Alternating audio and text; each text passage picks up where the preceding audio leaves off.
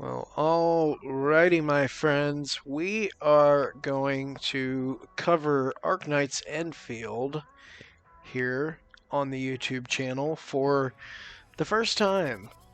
When I think what we'll do is kind of look back at the patch 1.0 as we get into the final day of the patch. There we go, 1 day left on the patch, so we have had Arknights Endfield live now for about a month and a half, and um, yeah, I think that I've played it enough that I have some thoughts some insight that I can share and hopefully be helpful and help you decide if this is a game that you feel is worth investing time into, as all gacha games are an investment in one way, shape, or form, and for a lot of people in multiple ways. But at a minimum, it is a major investment of time.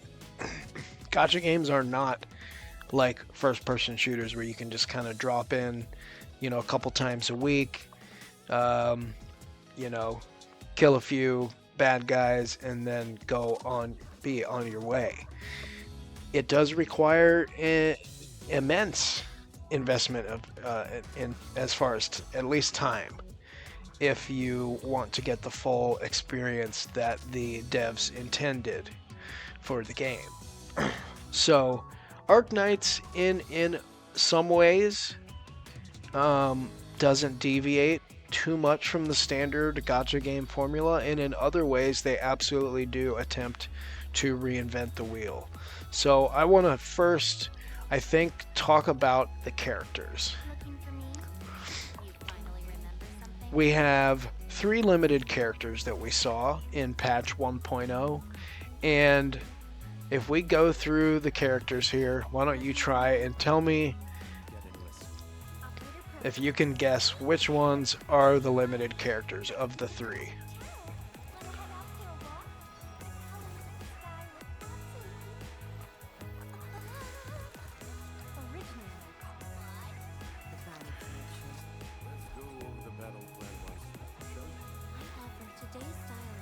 Well,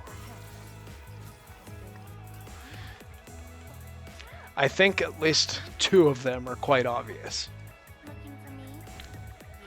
Levitain here was our first rate up limited 5-star.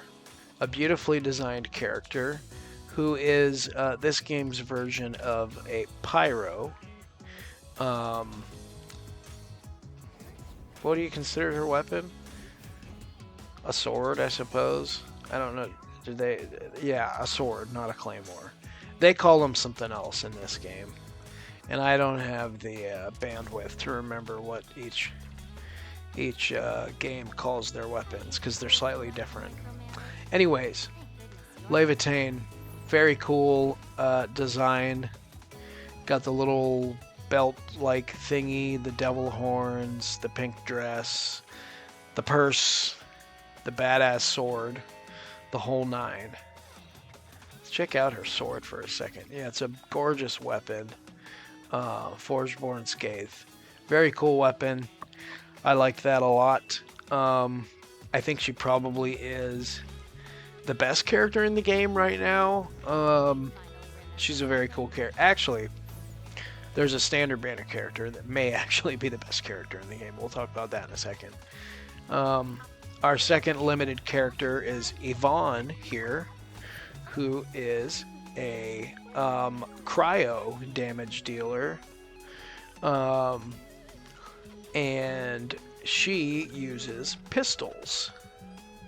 Yvonne, also a really cool design. She's a little scientist girl.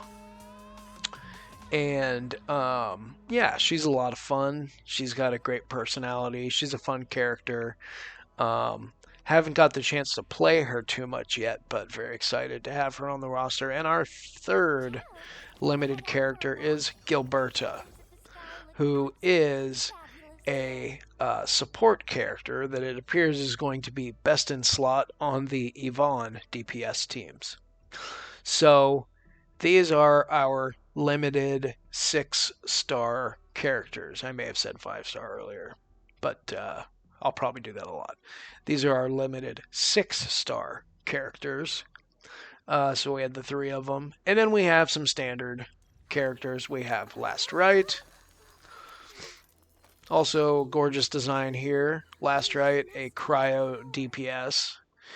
Some people have even suggested potentially that Last Right and Yvonne could form a dual DPS cryo team. Probably not going to be Yvonne's best team. Could be Last Right's best team, though. And then we also have Ember, another standard banner 6-star character. We have Pogrenichnik, and this guy seems pretty badass as well. Haven't got the chance to use him yet. And I am missing one.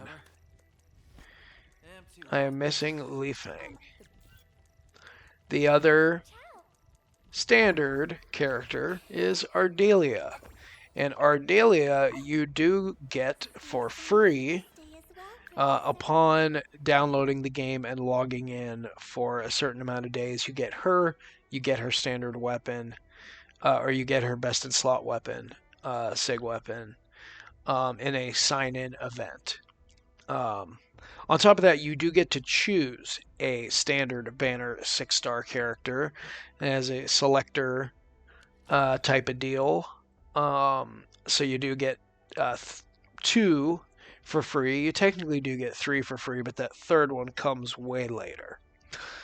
Let's talk about the gacha system. And this is kind of going to be the main focal point of my video, because the rest of the game you can discover as you play it. The gacha system is what I'm most concerned with, and I think is a little problematic. For one thing, the gacha system, I wish I had a fresh banner here to show you instead of like one that's been pulled on and all that. Basically, how the gacha system in this game works is each 6-star operator, limited 6-star, is guaranteed in 120 pulls. So that is significantly lower than the 180 pulls of Genshin Impact or the 160 in Wuthering Waves. So Genshin Impact you have hard pity of 90, and then you do have the possibility of losing the 50-50, which would put you at 180 for hard pity if you lost the 50-50. Wuthering Waves with the hard pity of 80, double that. If you lose the 50-50, could be up to 160. The way this game works, it is giving you a guarantee within 120. The couple caveats there, though. For one, that 120 only applies to your first copy of the character. So after you do pull the character on that banner, that does not apply. And after that, it is 80 hard pity per 6-star. And so if you lose another 50-50 on the same banner, it could be up to 80 pity after that. Another thing to note, it's not a, let's say you go up, let's say your first time on the banner, you get up to hard pity, you lose the 50-50, and then you would be 40 away from the character. If you hit a 6-star operator early, it's still up to 120 until you hit that operator, meaning that you could potentially be going beyond the hard pity counter of 80 if you hit early the first time but lose the 50-50. It's confusing, I know. I was very confused by it, and I kind of burned myself because I didn't really know what I was doing.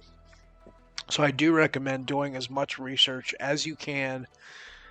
There are a couple other really significant wrinkles. Probably the worst element of this banner system, this gacha system, is if you if you lose the 50-50, that loss does not carry over to the next banner. So, if you are free to play, you cannot build pity on banners.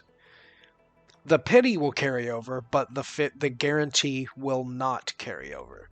Meaning, you could just lose 50-50 after 50-50 after 50-50. As it stands now, the game just doesn't have enough rewards on its own without putting outside currency into the game to reward a free-to-play player with a 6-star character of their choice. If they lose the 50-50, they may not get the character. There's definitely no guaranteeing that there's going to be 120 polls in any given patch. So you're going to have to be very lucky. And I could foresee a scenario where F2P players wind up going again and again and again from as each banner changes and losing 50-50s. There are a couple silver linings there. One of them is that the off-rate characters on the banner, meaning the characters that you can lose to, outside of including the cast of standard 6 stars, also do include the other 2 limited characters. So, for example, when I got Levitain on her banner. She was first. I lost Levitain's 50-50 to Gilberta. Gilberta was the second limited character. So then I did eventually grab a copy of Levitain because I pushed through to that 120 hard pity or around thereabouts. So then I had the first 2 limited characters, and then Yvonne's banner was the final of the final third of the patch. And on Yvonne's banner, I lost the 50-50, and I also lost that to Levitain. So, you can lose to other limited characters, which does soften the blow a little bit. It does not make up for not getting the character that you want, but in my case, I was okay with it because I did get constellations of the best DPS in the game at this point. Weapon banner, also very interesting. The weapon situation is something that we call an arsenal issue. And how that works is that you, through the wishing system, so basically through spending your wishes on the character banners, you will earn something called arsenal tickets. And it's those little blue circles there. And it requires a little less than 2,000 arsenal tickets to do a 10 pull on the weapon banner. As you can see, you have the pistols here, which is Yvonne's signature weapon. You have express delivery down here, which is Gilberta's signature weapon. And then over here you have Forgeborn Scathe, which is Levitain's weapon. And you will accumulate these arsenal tokens, arsenal tickets, whatever it's called, through a couple different ways. One of them, you eventually unlock this thing here called the credit store, where you collect, it gives you 300 credits per day. And you can spend those on things like arsenal tickets here. That's really not a very good price. You only get 20 arsenal tickets, but I'm going to go ahead and do it anyways, just because I obviously need as many of those as I can get. You can spend extra credits to refresh it and hopefully get some pulls. Nope, we're not going to, but look at that. That's a really good deal there. We can get some more Arsenal tickets. So we're going to do that. Now it's going to cost me a 120 to refresh again, but let's see if we can get, nope, and we didn't get any pulls. So, got to get lucky to get the pulls. You do have, similar to other gacha games, you do have a system where you can use essentially rebates to purchase wishes. So right here, this chartered headhunting permit is a standard, or is a limited banner wish. That is one pull right there. And you get that back. And then this store, the quota exchange, will refresh every new banner and have, I believe, 5 limited pulls on there that you can purchase, and you should accumulate a bunch of these things. But you may have situations where you have plenty of currency to acquire the weapon, but not ever get the character. That's the scenario that I could see unfolding in this game. So, all that is to say, the gacha system is incredibly complex and confusing, and I have my concerns about if this game is even accessible for F2P players. The daily quest is about the same exact quest every single day. And I keep thinking, well, maybe it's just because I haven't made it far enough into the game, but I am in the load spring area, so I have made it somewhat far in the game.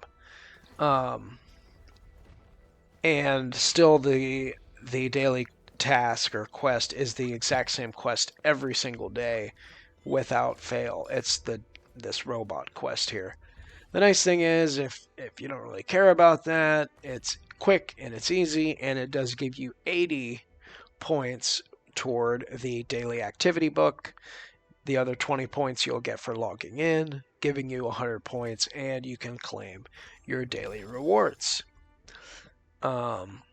These thingies right here are going to be the currency that you use to wish. So, got that, and that is our daily task. They do have a battle pass type of thing here called the protocol pass. I do recommend, if you have the ability to do so, to invest in that. That is a great way to get plenty of in-game currency and supplies to level up characters. As far as base building goes, you will have this area over here that is called your core AIC area. Let me just say, I find this to be excessive, for lack of a better word. Maybe that is the best word. I find this to be a little bit excessive and somewhat unnecessary, right? The game is already very cool without any of this. The character design is great. You have the beginnings, the makings of what could be some really cool stuff happening combat-wise with elemental reactions, and I think that they're still kind of trying to find their footing with that. There's only a few reactions right now, but I think the door is open for a lot more cool stuff.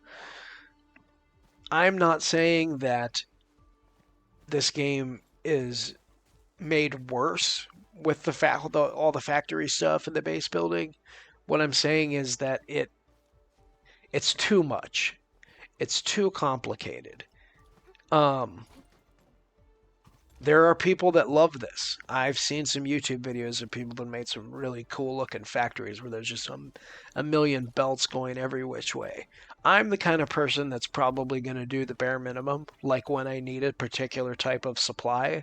I'm going to come down here to my AIC plan. I'm going to research it, spending a basic AIC index currency that you acquire through exploration, and I will research whatever it is that I need to do, and I will hopefully be able to quickly uh, make that material, farm that material through a certain type of factory action. But some of it is incredibly tedious, and I just think there are going to be a lot of people that say, you know what, nope, I'm out. About I don't care to do all of this ridiculous stuff. I just want to go fight some bad guys, have a cool quest, and do some team building and farming and all that. Um, I probably fall into that camp a little bit more than I fall into the I want to build a massive base and at that point go play Age of Empires or go play Minecraft or something like that. So, I think it's a cool concept on paper, but in practice, I think they've made it way too confusing, complicated, tedious, and a lot of times just unnecessary. So, um, as for the story, the main quest is very cool. Um, I think that the characters have a really touching, inspiring, beautiful, just amazing story to tell. And I think that some of it is lost as it is locked behind. Um, that's not the right way to say it. It is overshadowed by the tedious nature of all this factory stuff. Here's another thing. Now that it's perfect timing. Already this early in the game, I'm running out of backpack space. So this is the kind of thing that this game has that other gacha games don't. Backpack space. Now, games like Genshin and others do have it. You do like it technically does have a number above your backpack that says how much space you have. But let's be honest, you never run out of space. Okay, so um, this is something that is already driving me absolutely fucking bonkers, and uh, frankly, it's like almost enough to make me quit playing because I'm just getting annoyed that I have to come to this stupid thing, and I'm sure there's a way to expand my backpack space, but again, there's so many things to this game that I'm just not quite figuring. It's just a lot to figure out. This game is something that, like, I'll be honest with you, once I learned the gacha mechanics through playing Genshin, when I started playing Wuthering Waves, I think within 4 or 5 days, I pretty much had everything memorized. I didn't have to go to tutorials. I didn't have to look shit up on YouTube. I didn't have to do any of that. This game, I constantly find myself having to do that, and um, I'm I'm starting to get quite annoyed by it, and so yeah, I think what this is one of the things that really takes away from some of the majesty of the game is the tedious nature of all of it. And so, anyway, the exploration element, I would I would give this game an 8 out of 10 exploration. There is a lot to do. There's a lot of secrets hidden around every corner. The world is breathtaking, stunning. It's beautiful. The graphics are phenomenal. I don't like that I can't climb, uh, and that there are just areas that I know I'm not gonna be I'm not gonna be able to go there. I'm not gonna be able to do this. I'm not gonna be able to do that because there's a fence. I can't climb a fence. There's a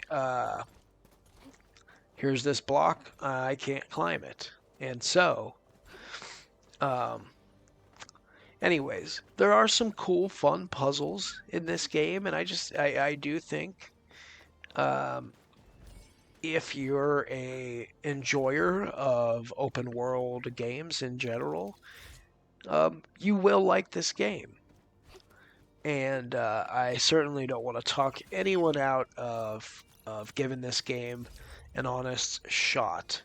And I am going to continue playing it, and I will push through some of the more annoying elements um, in the mostly in the base building department because there is so much to love about this game. End game wise, and this is one reason I did consider not giving my full analysis of the game yet, because end game mode I am not quite there yet. I'm not well built enough to yeah, the recommended level is 60. We're at 50 now. And hey, you know what? We can give this a shot here. See if I can even pull it off at level 50. Ascension materials are locked behind certain areas, just like in Genshin or anywhere else, and so they let's see if I can manage, or if this guy is just gonna kill me right away. Like when I was level 40, I tried and did not find myself having success. But let's see.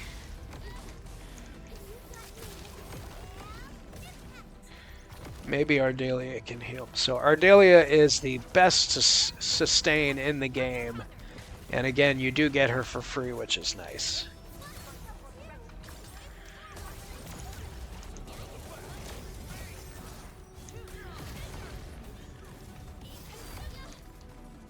Uh-oh.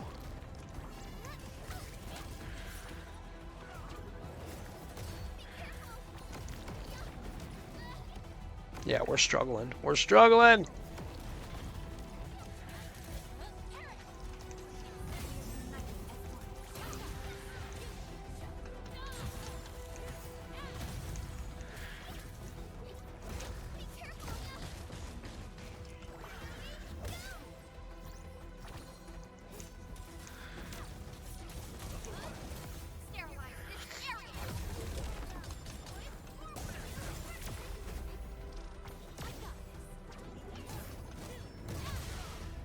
Well, we're doing better, but my main DPS is having trouble staying alive.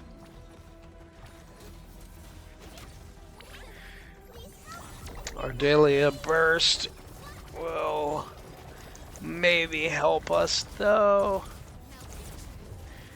Uh-oh. She died. So we're in trouble. We're in trouble without our DPS. Yeah. So we do have some pretty cool reactions, and we've got a couple really good meta teams so far. So for having only been one patch into the game, so being one patch into the game now, I do think that we are getting I think we're getting a snapshot of what this game could turn into, and I think it's going to be I think it's only going to get better.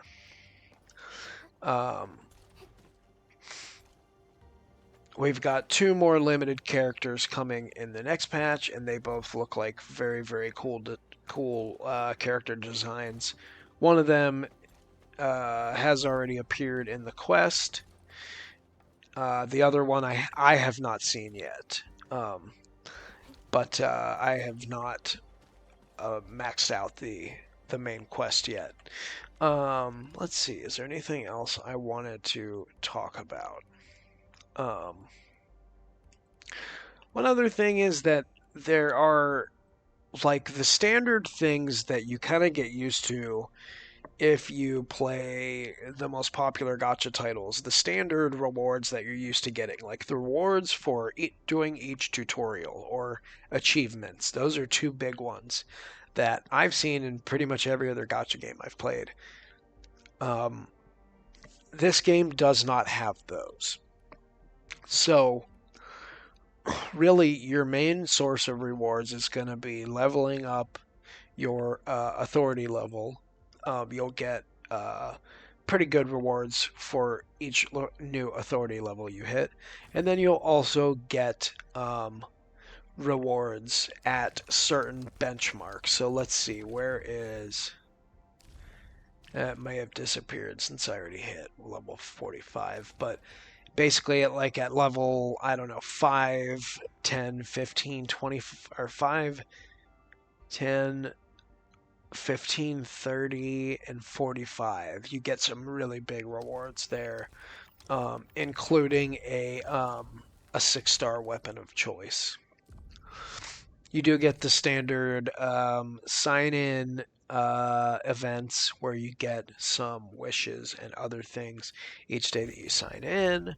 There are plenty of other really fun events. There is a resin system as well. Oh, look at that.